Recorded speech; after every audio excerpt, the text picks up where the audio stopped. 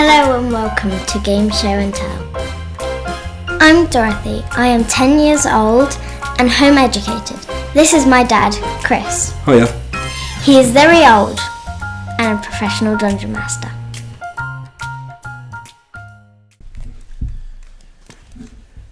Episode 1. Who, what, and why. So yeah, this is our first ever episode. What do you think, Dorothy?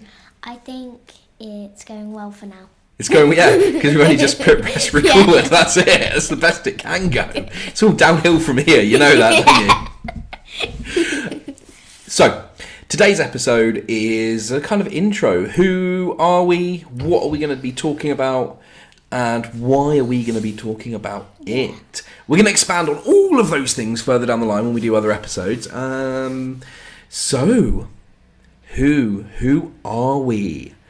Dorothy, would you like to field that one first, or shall I go first? You can go first. I can go first. Thank you very much. So, I will probably save most of who I am for a kind of like Q&A type thing further down the line. But basically, I am a 40-year-old man who grew up in the southwest of England, and I do Dungeons and Dragons for a living. Fingers crossed, by the end of the summer, I'll be doing my Masters at university, which will be a Masters in role-playing games. And at the moment, we run holiday clubs, and we use D&D for education with home ed kids. I have 3 home ed children. One of them is Dorothy. Hello. She's 10. Then we've got 2 others who are 7 and 4. So you might hear them on the show at some point if they want to come and do guest stars. And Charlie really wants her own podcast now that her sister's got one. So we'll see how that works. So that's me. I'm a massive geek, huge Star Trek nerd, love all games, role-playing games, board games, that kind of stuff. And yeah, just trying to scrape by while living my best life, I suppose. So what about you, Dorothy? How old are you? I'm 10. Okay. And what do you do? What's your job? I don't have a job yet. You're mooching off me and your mother. Well, I sort of have a job. What's your job? So at Cubs, they had a senior sixer post, but they stopped doing that, and then they brought it back especially for me, because you have your own little six. So you've got sixers and seconders, basically. And sixers lead their own group, and the seconders help. And they could see how well I was doing, and they could see so if I did something, they could see my six trying to be better at what they do. You were setting a good example, weren't you? And you were leading by example, and people were following. Yeah. And it's a special little woggle thing. And you've got really a very special woggle, didn't you? I think you should just wear that in normal life. Really? Just rock that woggle. Definitely. With what? With the neckerchief as well. Unless you've got some cool neckerchiefs. You could have like a D&D neckerchief. Oh, that would be cool. That would be awesome, wouldn't it? Yeah. More people need more neckerchiefs in their life. Yeah. Definitely. Yeah, definitely. So, you do scouts. Yeah. What else? What other activities do you do? How do you fill your time?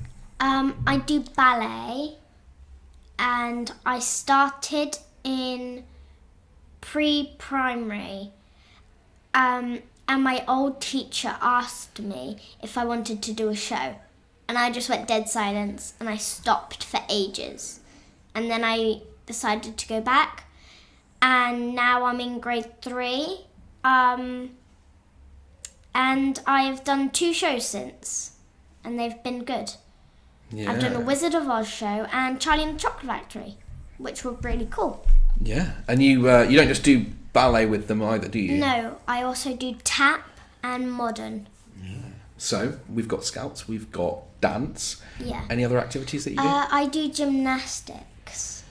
Yeah, and you're freakishly bendy with that. Yeah. Yeah, you do that upside down crab crawly thing that makes you look like a demon child. Yeah. Yeah. Anything else that you do? D&D. D&D. You're in a weekly D&D game with Yeah. me and your friends. And I'm trying to think what else I do now. Spanish. Yeah. Um. And then lots of other bits and pieces. Yeah, lots of other bits and bobs Yeah. and things like that. And that kind of screws my whole life together. Yes, it does. It holds your life together. Yeah, the little bits and bobs hold my life together. Yeah. Cool. So that's the who. Yeah. What are we going to be doing on this podcast, Dorothy? We are basically going to be talking about Dungeons and Dragons and games, like board games and other sorts of games. Yeah. So it's kind of, we've left it a little bit open in case something takes our fancy and we want to do, oh, here's a special episode on Catcheroo. And we're just going to spend the whole episode talking about Catcheroo. Yeah. Yeah, because Sleeping Queens 2 came out. Yes, that's awesome. Sleeping Queens 2 is, We've very loved good. Sleeping Queens since I was 4. Maybe one Maybe week one. we'll do like a top 10 board games, card games type thing. That would be cool. Lorcana's coming out soon. Yeah. We need to play some more Lorcana because Yeah, that's we going to do. be good. Yeah. That's going to be the new collectible card game from Ravensburger Yes. based on Disney. It's kind of the same level as Disney. Pokemon in the difficulty level, so it's not Magic or anything like that. Yeah. So what? This is the why, wasn't it? Who? Yeah. Why? Why are we doing it? Or what are we doing? No, this was the what. I'm all getting myself confuddled. I need show notes for this. Yeah, you do. I do. I need Yeah. show notes. So what? So how are we going to be structuring these? We haven't really got a plan yet, have No, we? I think we're just going to start at the bottom and do some things and then work our way up to doing massive things. Yeah, that sounds cool. Yeah. Awesome. So yeah, we're gonna do some kind of like getting to know you stuff and Yes, things like yeah. that. Maybe we'll take personality quizzes. That would be a good one. Yes. And then we'll just kind of be and exist. And these episodes are going to be about 15 minutes. Yeah. So it's a nice little kind of like roughly. 15-minute wake Yeah. up. And just kind of talk about stuff. And if we've got something important, maybe it will spread across more. Maybe we can have some guests on Yeah. at some point. Yeah. And so what we're going to be talking about is a lot of it's going to be D&D related. So Dungeons Yeah. and Dragons. We're going to... A lot of it is Dungeons and Dragons. Yeah, because that's kind of what we love at the moment. Yeah. Isn't it? And I've been doing it for 4 years now, doing it with home ed children. And I've been playing I've been playing role-playing games since I was about your age, because I was playing it second year of secondary school with a group of friends in my mate's dad's art room at school, because his dad was an art teacher. And we were just making up our own rules and playing some stuff, and it wasn't D&D, it was the Ian Livingston game. So I have got a couple questions for you. You've got questions for me? Well, let's Yes. save that for the questions section. Yes. We're kind of melding the what it is we're going to do into the why we're going to do it. So why are we talking about Dungeons and Dragons? Do you know why we're talking about Dungeons and Dragons? Because it's fun. Because it is fun. Yeah. It is fun. But do you know what happens when you're having fun? Sneaky learning. Like, learning gets to have a stealth check and just gets in there on a nat 20. And you end up doing maths, you end up doing English, you do some social skills, you learn to talk to people, all those wonderful, amazing things that happen when you get to play D&D. So what have you learnt playing D&D? How to cooperate, like how to talk to each other. Like, if someone's got a plan and the other person has a plan, sometimes we sort of try and meld the plans together. So if one plan doesn't work, we use the other plan. And with that, it's expressing yourself as well. Yeah. And kind of listening to the other person rather than just going, no, this is my idea and we're just doing my idea. And the other person's like, no, this is my idea. I'm just doing my idea. But you can go, right, what is your idea? Why do you think it's a good idea? Now I've listened to you. Yeah. Listen to me and I'll explain my idea and why I think it's a good idea. And then you can kind of compromise, or you can maybe even be won over and go, do you know what? Actually, your idea is a lot better than mine. Like that one time when Gilderoy decided to fire the fireball at the tree ent, and then everybody died. Yeah. Wasn't a good idea at the time, was it? No. He'd never had fireball before. No. I finally got rid of that off him now. Yeah. He sold it for an airship. He bought an airship. Wow. With it, yeah. So he's now like flight. I think he got fed up because the last kind of like 3 or 4 months they've been travelling across a huge vast island and just getting fed up with travelling all the time. So he's now like, right, I'm getting an airship, filling it with mangoes, and we're just flying off into the sunset.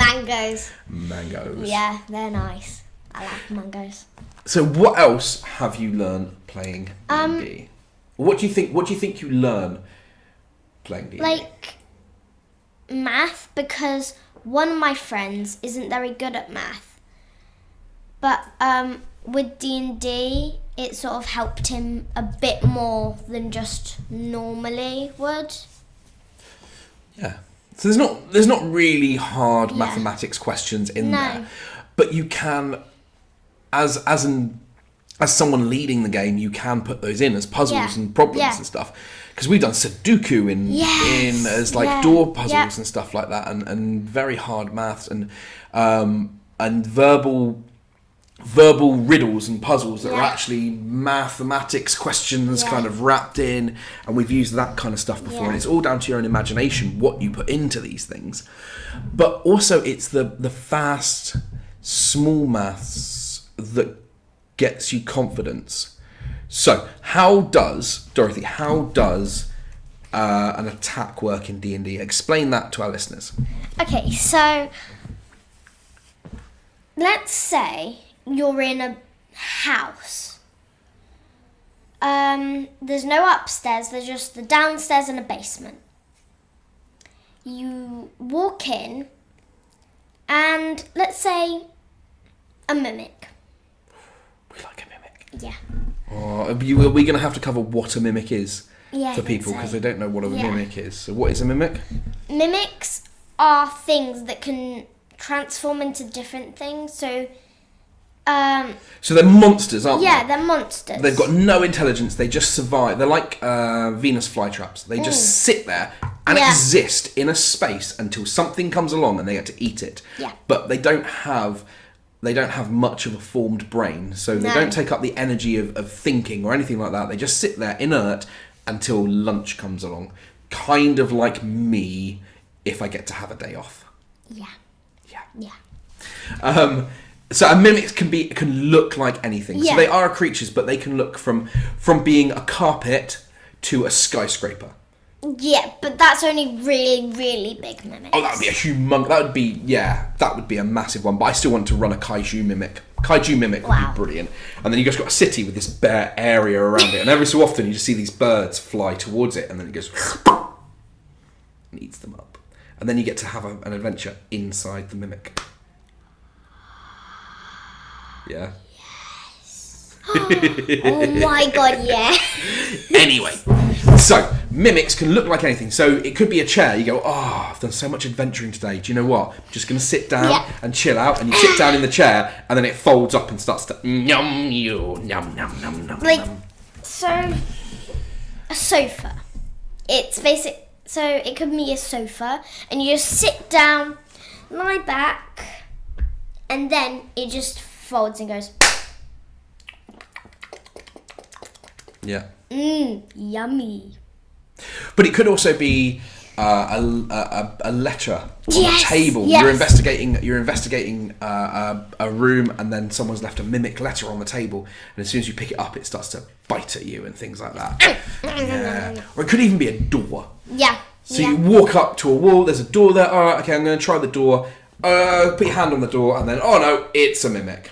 Yeah. Mimics are designed just to make players paranoid. So, right, let's get back to your setting. Yeah. You walk into a house, it's one floor, it's just the ground floor, but a basement as well. And then you're surprised by a mimic. What happens in the game? So, you all roll a d20. So, 20-sided dice. When we say D stands for dice. Yeah. Yeah. And then you have a character sheet, and there's a little box, and it says, Trying to think of the word? yeah. Shall I help you? Yeah. Initiative. Initiative. And it's called your initiative modifier. So say I rolled a 5. You then look at your initiative modifier. Say mine's +1. I go 5, 6. Okay, so I have 6. And then everyone else rolls, and you keep that number in your head. And then the DM goes around the table and asking people, what number did you get? I would say, I got a 6. Then they would write it down. My dad has a whiteboard, and he's got whiteboard pens. He writes down the people. So my character's name in D&D is called Sun. And then he would write down, say someone got higher than me. They would write down this. So let's say Bob. They would write down Bob. And then the other people's characters. And then my character somewhere. And then the mimic would roll its dice, then count up its initiative modifier. If it got 1 minus 1, that would be 0. Yep. But it probably doesn't get that, so... I can't remember what the stat block for a mimic is. They're not very dexterous, so they wouldn't have much of a modifier on them. So if it got -1, it would be 0, so it would go at the bottom. Everyone would have their turns trying to fight the mimic. Then when it gets to the mimic can do 2 different attacks? Mimic can do 2 different attacks.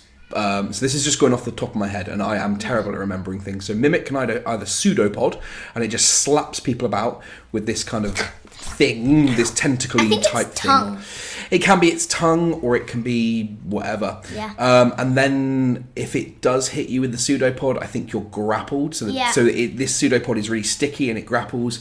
And then the other attack is to bite, so it munches down on you. But if you've already been grappled and you're held by the pseudopod, you're kind of held in its mouth and it's got advantage on the attacks. Yeah. When we say stuff like advantage, that means you're going to roll, whenever you roll a 20-sided dice, you roll twice and take the higher number. Okay, so you are fighting a mimic. It's your turn. The mimic hasn't gone yet, and you decide, what do you decide to do? What are you attacking it with? I'm going to attack it with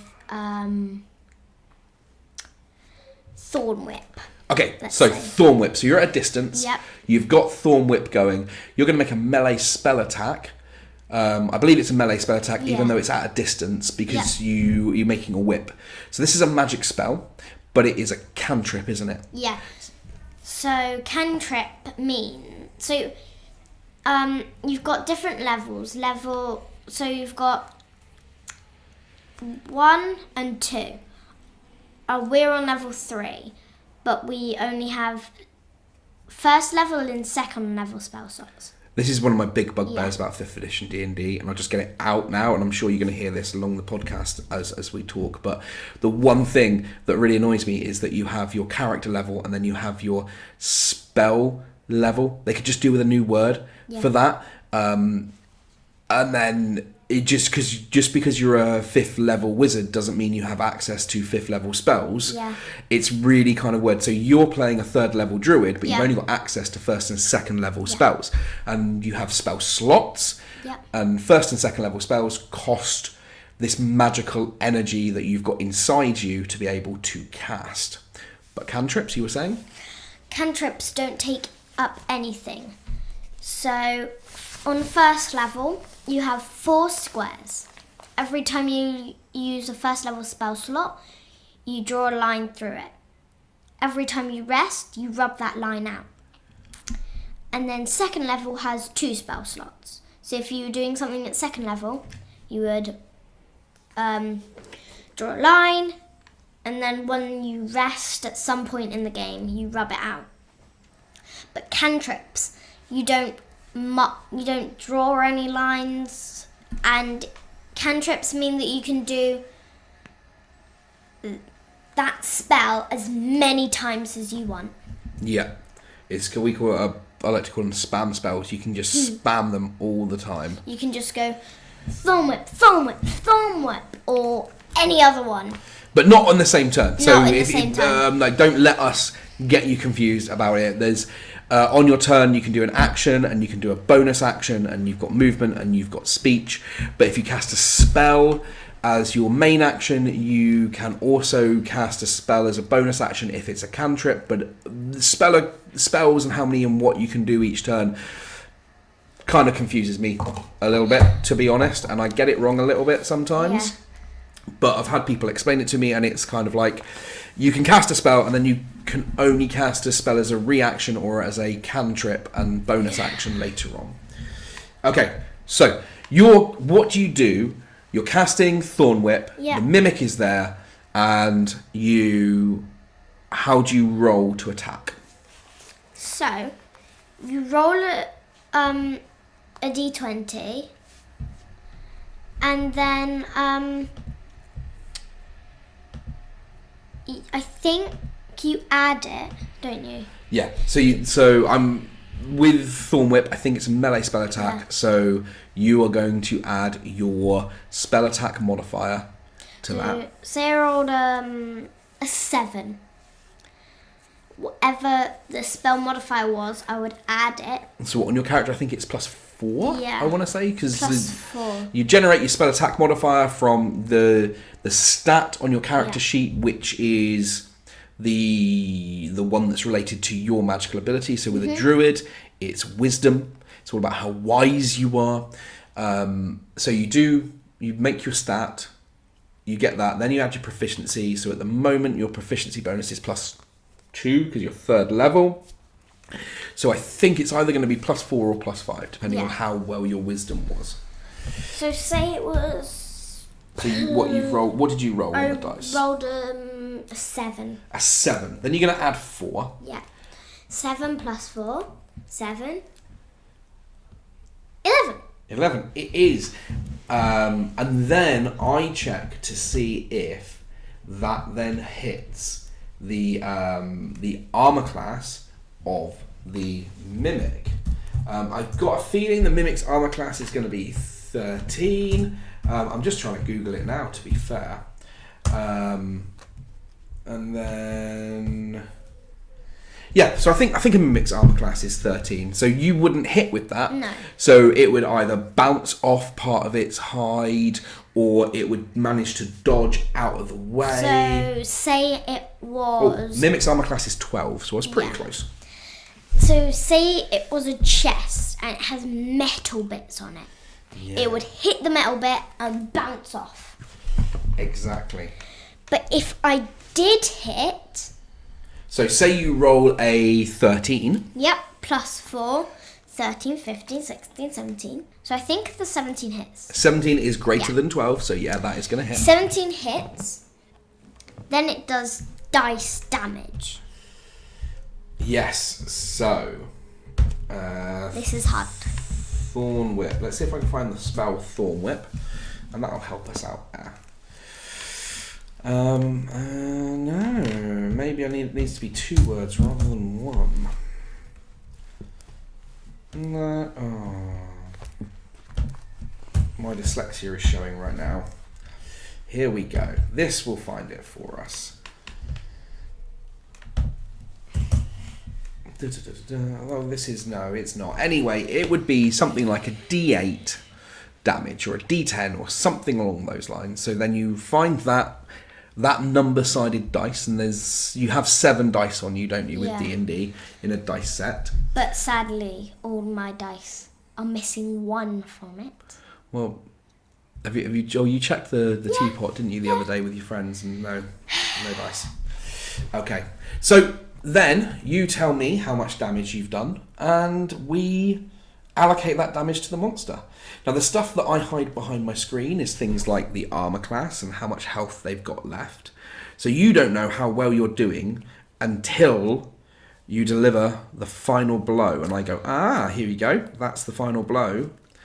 And sometimes my dad says, it's looking a bit tattered now. Yeah, so I'll give people a little bit of a hint, because if you've just done 50 damage to a creature and it's looking pretty much like it's on its last legs, well, not a creature, but a monster, then you're going to want to know that, aren't you?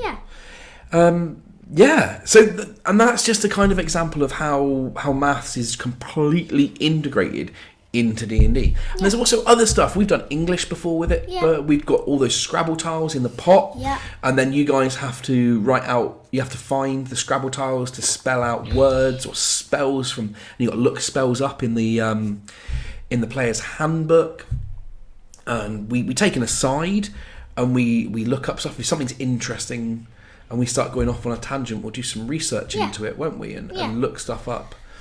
So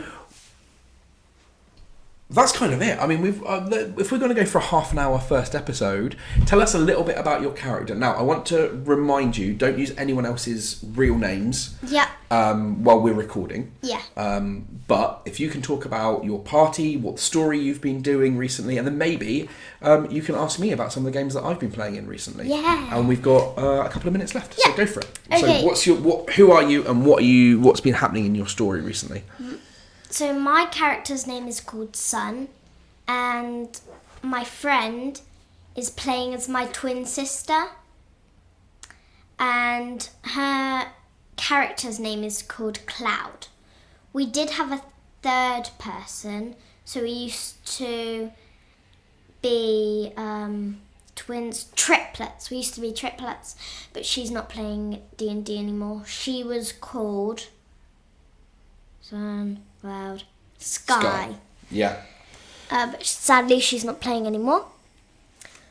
But we do have my friend's sister playing, and she's called, you can't say it normally, you have to say it like this, the Red Rose. The Red Rose. And she is new, so she hasn't, I think she has played, she's played D&D before in my sister's group. Yeah, she was in a younger group, and then she wanted to go up to a more mature, more focused group, because we do different things with the different age brackets and stuff like that. And I can see she's doing very, very well in your group compared to Charlie's group and stuff. It's a very different type of game. And then, so we're a party of 5? Yeah, you've got 5. You've got 3 druids now, because you've just had one player change their character, and now they're Ice Bear, so they're a druid as well. So he was called Snack, and that was quite funny because we used to say, "Can we eat you, Snack?" Because he was a snake called Snack, a young Thai. So you've got 3 druids, and a rogue. Well, your cleric, your cleric, and then you've got your assassin, the Red Rose, your rogue. So it's a pretty rounded party, to be fair, and pretty hardy, seeing as you're like all Circle of the Moon druids, I think. So you just turn into animals and you do wonderful, amazing things. We're not allowed flying or swim speed. No, you're not high enough level for flying or swim speed. I really want to fly. Okay, so I think that's going to be taking us way over 30 minutes now. Oh, well. If you want to ask us any questions, we're going to do some more episodes. We're going to try and get these out like once a week. And if you want to ask us any questions, I really want to do like a listener's question. So if you've got some for Dorothy, or some for me, or some for both of us, then we're going to set up an extra email address on our website. What are you doing? We need to stop it now. We're over time. I know. Oh, yeah. Well, it's our podcast. We can go over time if we want to go over time, can't we? But we're just aiming for a rough 30 minutes. Maybe I'll trim some out. I don't know. I'm not. I'm too lazy for that. It's going to be start at the start, end at the end. And then if we go over a little bit, we go over a little bit. I know. We were only going to do 15 minutes. Now it's half an hour. Oh, well. Yeah, so who cares about an extra minute or so? But I'd really like to do listeners' questions. If you've got any questions for us, if you've got any topics you would like us to discuss, then yeah, that would be totally awesome. Or if you want to be a guest on the show. Oh, yeah, we really want some guests. We want some guests. Yeah, if you want to be a guest on the show, come on the show. Yes, right. Please. Happy with that? Yeah. Should we play the outro? Yeah. Okay. Thank you for listening to Game Show and Tell. If you have any questions for me and my dad, please contact us at podcast@charactercreationrpg.co.uk. We will be doing a listener's question episode very soon. If you would like to support us, we have a Patreon page and a wish list on our website. You can find everything you need at charactercreationrpg.co.uk. 5. Thanks for listening.